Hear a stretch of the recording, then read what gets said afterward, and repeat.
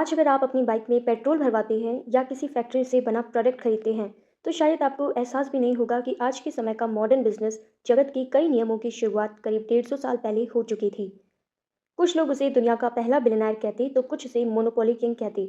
लेकिन सवाल यह है, एक साधारण परिवार में जन्मा लड़का इतिहास का सबसे अमीर इंसान कैसे बना? क्या उसकी सफलता सिर्फ मेहनत का परिणाम थी या फिर उसकी सोच? हम उस सोच को समझेंगे जिसने एक छोटे से ऑयल बिजनेस को दुनिया के सबसे बड़े एम्पायर में बदल दिया। साल 1839 न्यूयॉर्क स्टेट। एक साधारण परिवार में एक बच्चे का जन्म हुआ।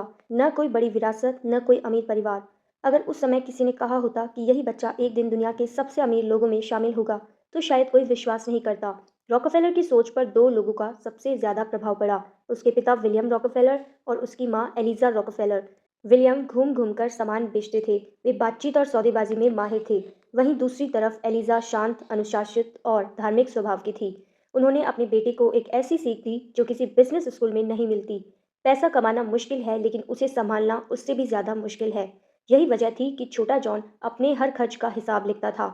आज हम इसे फाइनेंशियल डिसिप्लिन कहते हैं, लेकिन उस समय यह सिर्फ उसकी आदत थी। एक छोटा लड़का जो दूसरों की तरह पैसे खर्च करने के बजाय उनका हिसाब रखना सीख रहा था, क्योंकि उसने जल्दी समझ लिया था, जिस इंसान को अपने पैसों का हिसाब नहीं पता, वह बड़ा बिजनेस खड़ा नहीं कर सकता।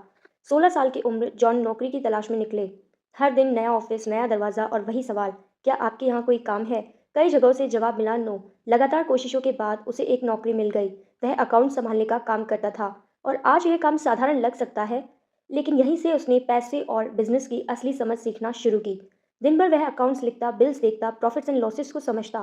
धीरे धीरे उसने एक चीज़ नोटिस की, कुछ कंपनीज बहुत मेहनत करती थी फिर भी प्रॉफिट नहीं कमा पाती थी, और कुछ कंपनीज बेहतर सिस्टम की वजह से ज़्यादा सफल थी। यही रॉकफेलर ने अपनी ज़िंदगी का सबसे बड़ा लेसन सीखा। बिजनेस में सिर्फ मेहनत नहीं, एक मजबूत सिस्टम जीता है।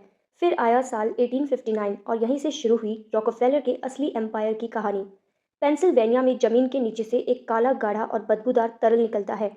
आज हम उसे क्रूड ऑयल कहते हैं, लेकिन उस समय ज्यादातर लोगों के लिए वह सिर्फ मिट्टी से निकला एक अजीब सा तरल सा पदार्थ था। उन्हें नहीं पता था कि आने वाले समय में यही तरल दुनिया की अर्थव्यवस्था और उद्योगों की दिशा बदलने वाला था। लेकिन भीड़ में खड़ा एक इंसान जो उस काले तरल में अपना भविष्य देख रहा था, वह और कोई नहीं, रॉकफेलर था। लेकिन अगर ऑयल इतना कीमती था तो लोग उसे सीधे इस्तेमाल क्यों नहीं करते थे? जवाब बहुत आसान है। मान लीजिए आपके खेत में गन्ना उगा है, क्या आप उसे फैक्ट्री के बिना चीनी में बदल सकते हैं? नहीं ना। पहले उसकी प्रोसेसिंग होगी, फिर शुगर बनेगी, तभी उसकी असली कीमत बनेगी। क्रूड ऑयल की कहानी भी ठीक ऐसी ही थी। क्रूड ऑयल अंतिम प्रोडक्ट नहीं था, उसे रिफाइनरी में ले जाया जाता।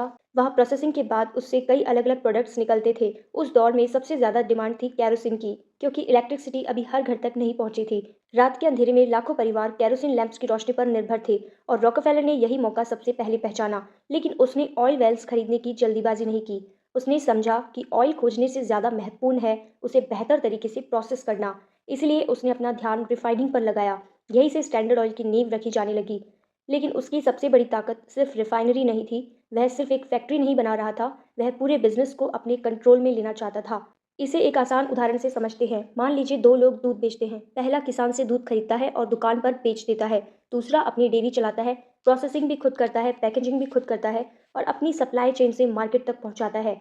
अब ज़्यादा प्रॉफिट किसके पास बचेगा? दूसरे के पास, क्योंकि बीच के कई खर्च उसी के कंट्रोल में है। यही सप्लाई चेन पर कंट्रोल है, और यही रॉकफेलर की सोच थी। उसने एक एक करके रिफाइनरीज खरीदी, स्टोरेज टैंक्स बनवाए, ट्रांसपोर्ट को बेहतर बनवाया, रेल रोड कंपनी से ऐसे समझौते किए जिससे उसका ट्रांसपोर्ट कॉस्ट कम हो गया। ध्यान दीजिए, वह सिर्फ ऑयल नहीं बेच रहा था, वह हर स्टेप पर अपना कॉस्ट कम कर रहा था।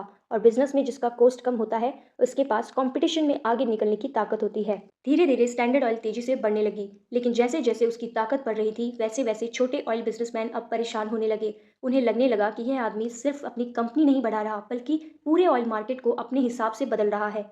और यहीं से बिजनेस की असली टक्कर शुरू हुई। अब कंपटीशन पहले से कहीं ज़्यादा मुश्किल होने वाला था।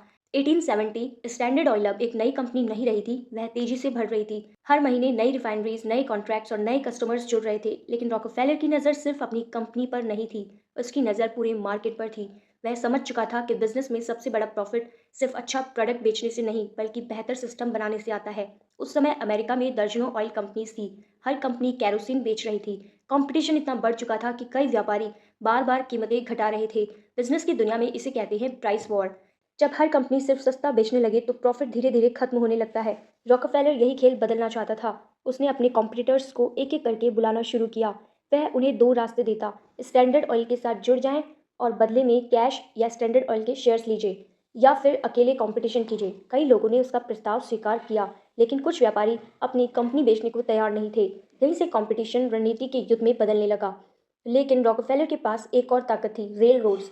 उस दौर की लाइफलाइन थी। ऑयल को एक शहर से दूसरे शहर तक पहुंचाने के लिए रेल रोड सबसे ज़्यादा ज़रूरी साधन था।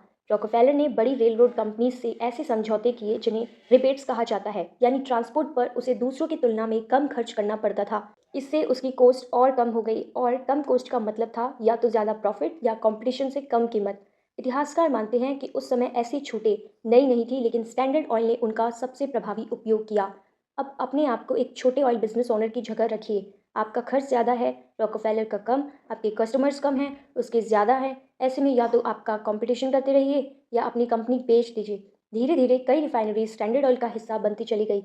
फिर आया 1872 क्लीवलैंड। कुछ महीनों में रॉकफेलर ने कई रिफाइनरीज खरीद ली या उन्हें स्टैंडर्ड ऑयल में मिला लिया। इतिहास में इस घटना को क्लीवलैंड मास्टर कहा गया, लेकिन यह कोई असली हत्या या हिंसा नहीं थी। बिजनेस की दुनिया में यह नाम इसलिए पड़ा क्योंकि रॉकफेलर ने बहुत कम समय में क्लीवलैंड की कई ऑयल कंपनीज को खरीद लिया था, और इसके बाद अमेरिका की ऑयल इंडस्ट्री पूरी तरह बदल गई। अब स्टैंडर्ड ऑयल सिर्फ बड़ी कंपनी नहीं थी। अमेरिका की ऑयल रिफाइनिंग का लगभग 90% हिस्सा किसी न किसी रूप में स्टैंडर्ड ऑयल के प्रभाव में था। वह इतनी प्रभावशाली हो चुकी थी कि छोटे बिजनेस ओनर्स उसका नाम सुनकर चिंतित हो जाते थे। लेकिन क्या रॉकफेलर सिर्फ एक बेहतर बिजनेसमैन था, या उसकी ताकत कंपटीशन के लिए खतरा बन रही थी? यही सवाल अब पूरे अमेरिका में उठने लगा। क्या इतनी बड़ी कंपनी कंपटीशन को खत्म कर देगी? छोटे बिजनेस ओनर्स का कहना था कि स्टैंडर्ड ऑयल के सामने टिकना मुश्किल होता जा रहा था। वहीं रॉकफेलर के समर्थकों का मानना था कि उसकी सफलता का कारण बेहतर मैनेजमेंट, कम लागत और ज़्यादा एफिशिएंसी थी। यानी पूरे अमेरिका में बहस शुरू हो चुकी थी। अब मामला सिर्फ अखबारों तक सीमित नहीं था, सरकार भी स्टैंडर्ड ऑयल पर नजर रखने लगी। 1890 में अमेरिका में शेरमैन एंटी ट्रस्ट एक्ट बनाया। इस कानून का उद्देश्य था ऐसी कंपनियों पर कार्रवाई करना जो कंपटीशन को अनुचित तरीके से प्रभावित करे। हालांकि यह कानून किसी एक कंपनी के लिए नहीं बनाया गया था, लेकिन आने वाले समय में इसका सबसे बड़ा असर स्टैंडर्ड ऑयल पर पड़ने वाला था। इसी दौरान एक महिला पत्रकार स्टैंडर्ड ऑयल के बारे में गहराई से जानकारी जुटा रही थी। उनका नाम था ईडा मिनर्वा टार्बेल। 1902 में उन्होंने स्टैंडर्ड ऑयल पर एक के बाद एक कई नए आर्टिकल्स प्रकाशित किए। उन्होंने कंपनी के बिजनेस तरीकों, रेलरोड डील और कॉम्पिटिटर्स के साथ उसके व्यवहार पर कई सवाल उठाए। उनकी रिपोर्ट पर पूरे अमेरिका में पढ़े जाने लगी, और पहली बार लाखों लोगों ने स्टैंडर्ड ऑयल को एक अलग नज़र से देखना शुरू किया।